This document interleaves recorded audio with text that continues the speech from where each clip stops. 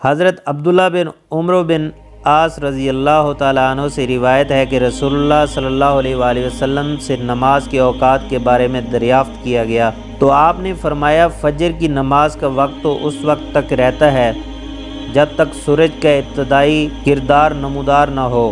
یعنی صبح کو سورج جب طلوع ہونے لگے اور افق پر اس کا کنارہ ذرا بھی نمودار ہو جائے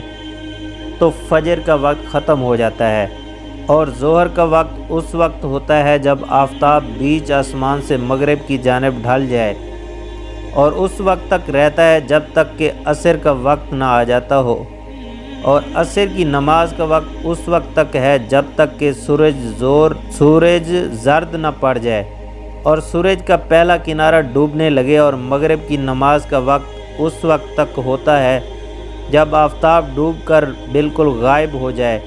اور اس وقت تک رہتا ہے جب تک کہ شفق غائب ہو، اور عشاء کی نماز کا وقت آدھی رات تک ہے۔ رسول اللہ صلی اللہ علیہ وآلہ وسلم نے اس حدیث میں سائل کے سوالوں کے جواب میں اکثر نمازوں کا آخری اور انتہائی وقت ہی بیان فرمایا ہے۔ اس سے معلوم ہوتا ہے کہ سائل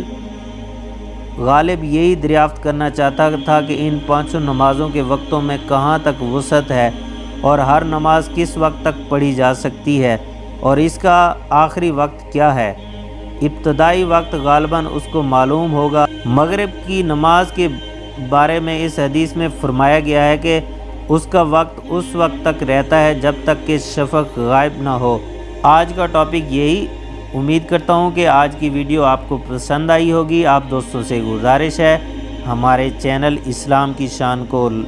سبسکرائب کریں، ویڈیو اچھی لگی ہو تو اسے لائک کریں اور بیل آئیکن کو لازمی دبائیں تاکہ ہماری نئی آنے والی تمام ویڈیوز آپ دوستوں تک بر وقت پہنچتی رہیں۔